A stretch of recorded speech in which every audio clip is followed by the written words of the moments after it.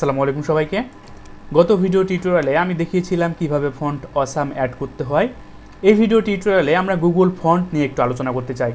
ধরা যাক এখান থেকে আমি গত ভিডিও টিউটোরিয়ালে যা যা করেছিলাম সেগুলোকে কেটে দিচ্ছি এবং উপরে যে লিঙ্কটাকে আমি করেছিলাম, যে লিঙ্কটাকে আমি এনেছিলাম সেই লিঙ্কটাকেও আমি কেটে দিচ্ছি আপনাদের বোঝার সুবিধার্থে।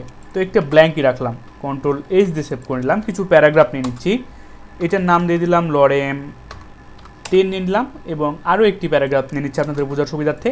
আরও দুইটি প্যারাগ্রাফ নিয়ে নিচ্ছি। তো paragraph lorem 20 perfect, control H দিয়ে সেভ করে নিলাম। তাহলে দেখেন আমাদের কিন্তু এটা একটা নর্মাল একটা ফন্ট চলে এসেছে, তাই না? কিন্তু আমরা এই ফন্টটা চাচ্ছি না, আমরা এই ফন্টটা আমাদের মনের মতো করে পরিবর্তন করতে চাচ্ছি। তাহলে সেইটা পরিবর্তন করার জন্য জাস্ট আমাদের যে কাজটি করতে হবে, আমরা গুগলে চলে যাব। গুগলে চলে যাওয়ার পর গুগল ফন্টস লিখে আমরা সার্চ দেব। গুগল ফন্টস লিখে সার্চ দেওয়ার পর গুগল ফন্টস কিন্তু চলে আসবে। তো প্রথম লিঙ্কে আপনারা ক্লিক করবেন। ক্লিক করার পর আমরা এখান থেকে নিজের ইচ্ছা মতো ফন্ট চুজ করতে পারবো। আপনারা এখানে দেখতে পাচ্ছেন অনেকগুলো ফন্ট চলে আসবে। তো ধরুন আমি এইটাকে নিয়ে আসতে চাচ্ছি, এই যে আমাদের প্রথম 3 নাম্বার যেটা রয়েছে এফএসিস, তো আমরা এটাকে নিয়ে আসতে চাচ্ছি। তো এইটাকে নিয়ে আসার জন্য জাস্ট ক্লিক করলাম। ক্লিক করার পর এখন যে কাজটি আমাকে করতে হবে, পাশে দেখবেন সিলেক্ট দিস স্টাইল লেখা আছে। আমি আপনাদের বোঝার সুবিধার্থে একটু বড় করে নিলাম। দেখতে পাচ্ছেন সিলেক্ট দিস স্টাইল, এখানে জাস্ট ক্লিক করবেন।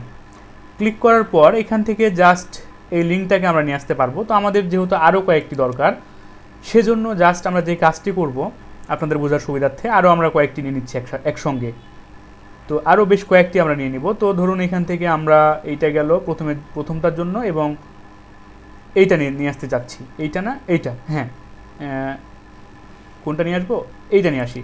তো এখান থেকে জাস্ট এটাকে নিলাম, তার পরবর্তীতে একটু ছোটো করে নিচ্ছি। এখান থেকে আমরা কোনটা চাচ্ছি, ধরুন এই বোল্ডটাকে চাচ্ছি। তো এখান থেকে জাস্ট সিলেক্ট স্টাইল।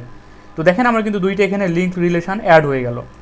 তো এই যে অ্যাড হয়ে গেল, এই লিঙ্কটাকে এখন আমাকে কপি করতে হবে। তো এখান থেকে জাস্ট নিচের এই লিঙ্কটাকে আমি কপি করে নিচ্ছি, কন্ট্রোল সি দিয়ে কপি করে নিলাম। তার পরবর্তীতে এখানে আমি এই হেডের মধ্যে কন্ট্রোল ভি দিয়ে আমি পেস্ট করে দিলাম। তাহলে কিন্তু আমার যে দুইটা আমি নিয়ে আসলাম সেই দুইটা ফন্ট আমার কিন্তু চলে আসলো, তাই না? তো চলে আসলো ঠিকই, কিন্তু ফন্ট ফ্যামিলি এখন আমাকে ইউজ করতে হবে। তো ফন্ট ফ্যামিলি প্রথম প্যারাগ্রাফের জন্য আমি ইউজ করলাম, প্রথম যেটা নিয়েছিলাম সেইটা। তো সেটাকে করার জন্য জাস্ট আমি এখানে ইনলাইনের মধ্যেই করে দেখাচ্ছি আপনাদেরকে বোঝার সুবিধার্থে। তো ফন্ট ফ্যামিলি, তো কন্ট্রোল ভি দিয়ে পেস্ট করে দিলাম। তাহলে ফন্ট ফ্যামিলি ইফিসিস কার্সিভ। তো দেখেন সে কিন্তু দুইটা ভ্যালু রিসিভ করেছে, তাই না?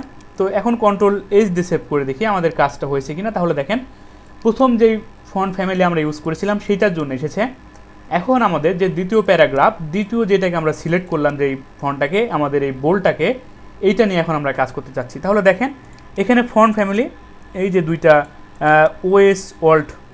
ওসাল্ট না কি যেন লেখা আছে, আমি দেখতে পাচ্ছি না। তো ওসাল্ট স্যান শেরিফ, এইটাকে আমি এখন ফন্ট ফ্যামিলি হিসাবে ইউজ করতে পারবো, কোনো প্রবলেম নাই। তো জাস্ট এখান থেকে স্টাইল সেমভাবে আপনারা করতে পারবেন। সেকেন্ড প্যারাগ্রাফের জন্য কন্ট্রোল ভি দিয়ে পেস্ট করে দেবেন। দুইটা প্যারামিটার সে, দুইটা ভ্যালু সে রিসিভ করেছে। কন্ট্রোল এইচ দিয়ে সেভ করে নিলাম। তারপরে দেখেন সে কিন্তু আমাদের দ্বিতীয় প্যারাগ্রাফটাও কিন্তু বোল্ড হয়ে গেছে। তো এইভাবে আপনারা নিজের ইচ্ছা মতো গুগল ফন্ট ইউজ করতে পারবেন।